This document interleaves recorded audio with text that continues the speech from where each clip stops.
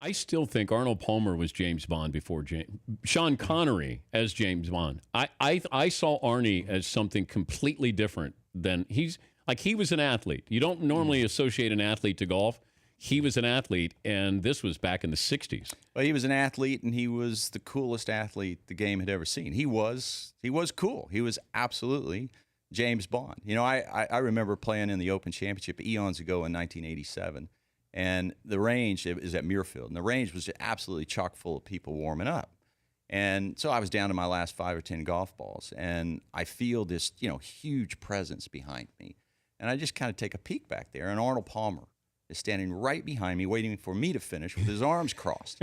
And I think, good God, could you please get behind anybody else but me?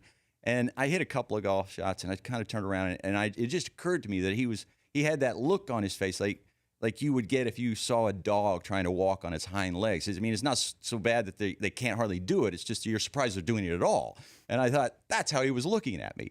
And, I was like, listen, you go right ahead. And he goes, oh, no, please take your time.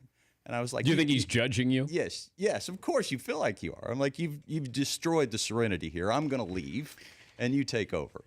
The Dan Patrick Show, weekday mornings on Audience.